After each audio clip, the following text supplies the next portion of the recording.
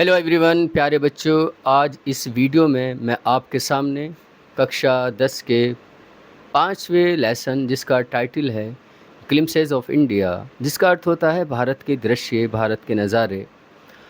ये पाठ 3 भागों में विभाजित है, जिसका पहला भाग है अ बेकर फ्रॉम गोवा, अर्थात गोवा का पाव रोटी बनाने वाला, जिसको लिखा है ल्यूसियो रोड्रिगेज़ ने, जो एक ब्राज़ीलियन राइटर हैं, बहुत ही प्रसिद्ध राइटर हैं। आज इस वीडियो में मैं आपके सामने इस पाठ का सारांश और जो कठिन शब्द हैं उनको लेकर आया हूँ, और आपसे उम्मीद करता हूँ कि आप जितने भी कठिन शब्द हैं, जो भी मेन पॉइंट्स हैं इस पाठ के, वो अपनी नोटबुक्स में लिखेंगे और इस वीडियो को ध्यानपूर्वक देखेंगे और सुनेंगे। तो मैं इस पाठ का सारांश आपके सामने रख रहा हूँ। आप इस वीडियो में शुरू से आखिर तक बने रहेंगे।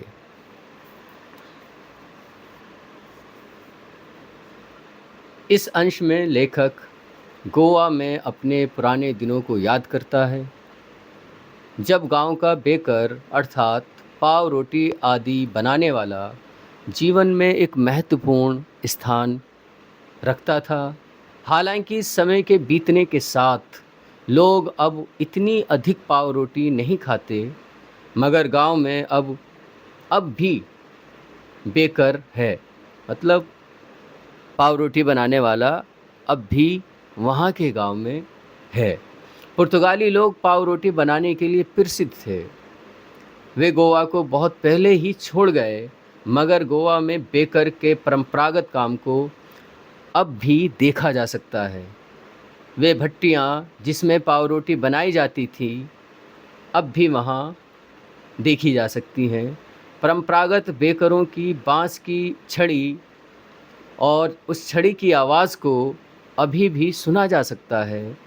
बेकर के परिवार में कोई ना कोई अभी भी उस व्यवसाय और परंपरा को आगे बढ़ाए हुए है। गोवा में इन बेकरों को आज भी पैदर कहा जाता है। प्यारे बच्चों, ये जो पैदर शब्द है, इससे रिलेटेड एक क्वेश्चन आता है कि गोवा में बेकरों को या पाव रोटी बनाने वाले को क्या कहा जाता है। तो आप ये नोट कर लेंगे, बेकरों को पैदर कहा जाता है। लेखक याद करता है कि एक बेकर गांव में रोज़ 2 बार आता था। वे लेखक का मित्र एवं पथ प्रदर्शक था। उसके हाथ में बांस की एक छड़ी होती थी। इस छड़ी की आवाज़ से लेखक और अन्य लोग नींद से जाग जाते थे। अलग अलग घरों में नौकर पाव रोटी खरीदते थे, मगर लेखक पाव गुजरों को खरीदने के लिए बेकर के पास भाग जाया करता था। क्या खरीदने के लिए? पाव गजरे। बेकर की बांस की छड़ी विशेष होती थी। उस बांस की छड़ी को ज़मीन पर पटक कर वह झैंग झैंग की आवाज़ पैदा करता था। बेकर एक हाथ में अपने सिर पर पाव रोटी की टोकरी को सहारा देता था और दूसरे हाथ से वह बांस को ज़मीन पर पटकता था। जब भी कोई उसके पास पाव रोटी खरीदने के लिए आता था तो वह टोकरी को बांस पर रखता था। लेखक और अन्य लोग उसकी टोकरी में देखते थे। उन दिनों में गरम चाय के साथ पाव रोटी खाने का एक रिवाज था। लेखक पाव रोटी का इतना शौकीन नहीं था कि वह इसे खाने से पहले लेखक पाव रोटी का इतना शौकीन था कि वह इसे खाने से पहले अपने दांत भी साफ नहीं करता था। गांव का बेकर प्रत्येक अवसर पर विशेष तौर पर महत्वपूर्ण होता था। गांव वाले उस मीठी पाव रोटी, जिसे बॉल कहा जाता था, के विशेष शौकीन थे। इन मीठी पाव रोटियों के बिना शादी के उपहारों का कोई अर्थ नहीं था। क्रिसमस एवं अन्य त्योहारों पर सैंडविच, केक और बोलिना बहुत ज़रूरी होते थे। ये पाव रोटी से बनाए जाते थे। इस प्रकार गांव में बेकर की भट्टी का होना अत्यंत आवश्यक था। उन दिनों बेकर या पाव रोटी बेचने वाला एक विशेष प्रकार की पोशाक पहनता था, जिसे कबाई कहा जाता है। प्यारे बच्चों, ये जो अभी मैंने कबाई शब्द बोला है, इससे रिलेटेड भी एक प्रश्न बोर्ड एग्ज़ाम में पूछा जाता है कि पाव रोटी बेचने वाला कौन सी विशेष प्रकार की पोशाक पहनता था। तो प्यारे बच्चों, वो कौन सी पोशाक है? वो कबाई है, उसको कबाई कहते हैं। ये एक ही टुकड़े का लंबा फ्रॉक होता था जो घुटनों तक जाता था। लेखक के बचपन के दिनों में बेकर ऐसे पैंटें पहनते थे जो पूरी लंबी पैंट से छोटी होती थी और आधी लंबाई की पैंट से लंबी होती थी। आज भी अगर कोई आधी लंबाई की पैंट पहनता है तो कहा जाता है कि उसने पैदर की जैसे कपड़े पहने हैं। बेकर अपना बिल आमतौर पर महीने के अंत में लेता था।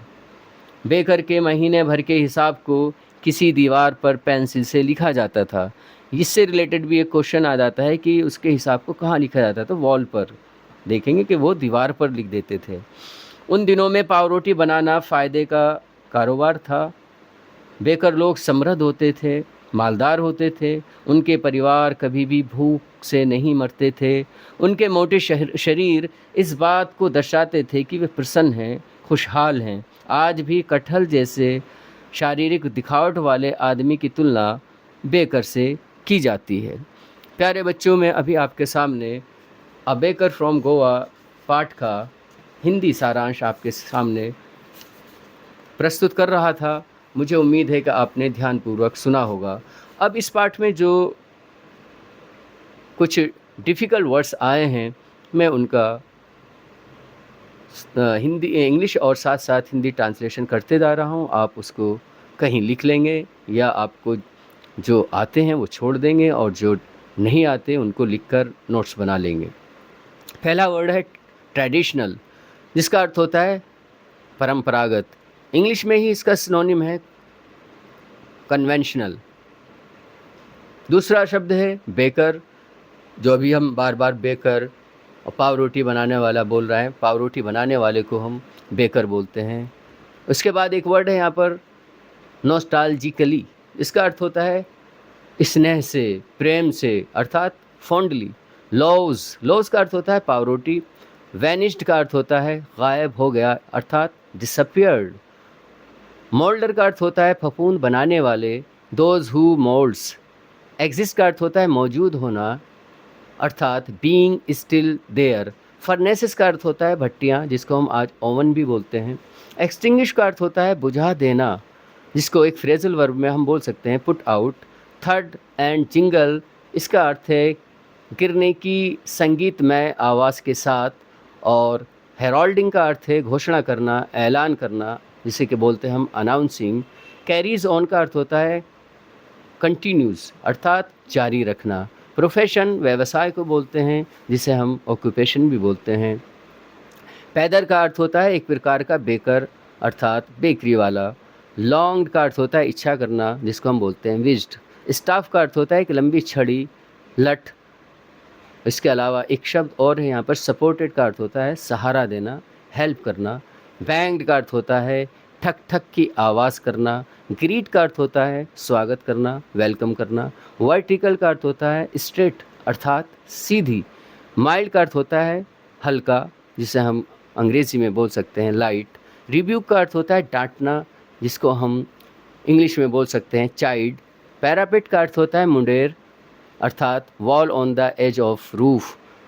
जो मुंडेर होती है छत पर, छत की आखिरी हिस्से को बोलते हैं मुंडेर, उसको हम पैरापेट बोलते हैं। इसके अलावा एक शब्द है यहाँ पर पीप। पीप का अर्थ होता है झांकना, चुपके से देखना। और इसके अलावा यहाँ पर मुझे और एक शब्द दिखाई दे रहा है फ्रेग्रेंस। फ्रेग्रेंस का अर्थ होता है स्वीट स्मेल या सुगंध, खुशबू को बोलते हैं। फीस्ट का अर्थ होता है प्रीतिभोज। प्रीतिभोज अर्थात दावत। Grand party. एब्सोल्युटली का अर्थ होता है पूरी तरह से, इट मीन्स कम्प्लीटली। पिक्यूलियर का अर्थ होता है विचित्र। विचित्र का अर्थ होता है अजीबोगरीब, जिसे हम अंग्रेज़ी में बोलते हैं स्ट्रेंज। स्टार्विट का अर्थ होता है भूख से मरना, it means die of hunger. Prosperous का अर्थ होता है खुशहाल, जिसको हम बोल सकते हैं वेल टू डू। और प्लम का अर्थ होता है गोल मटोल, having a soft round body. Testimony का अर्थ होता है कथन, सबूत, जिसको हम बोलते हैं स्टेटमेंट। और जैक फ्रूट का अर्थ होता है कटहल, एक काइंड ऑफ वेजिटेबल है। चार्म का अर्थ होता है आकर्षण, जिसे हम अट्रैक्शन भी बोलते हैं। एब्सोल्युटली अभी पहले भी शायद ये वर्ड आया है, जिसका अर्थ होता है कंप्लीटली, पूरी तरह से। एसेंशियल का अर्थ होता है आवश्यक, जिसको हम बोल सकते हैं नेसेसरी। और रिकॉर्डेड का अर्थ होता है लिखना, अर्थात रिटन। स्टार्व्ड का अर्थ होता है भूख से मरना, डाई ऑफ हंगर। और इसके अलावा एक वर्ड और है यहाँ पर, प्रॉस्पेरस, शायद ये भी पहले आ चुका है। और लास्ट में एक वर्ड है प्लम्प, ये भी पहले आ चुका है, गोल मटोल। तो प्यारे बच्चों, मैंने आपके सामने अभी 5वां लेसन जिसका टाइटल है ग्लिम्सेस ऑफ इंडिया, जो 3 भागों में विभाजित है।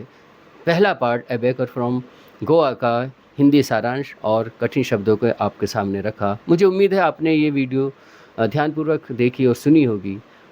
आज की इस वीडियो में इतना ही। Thank you.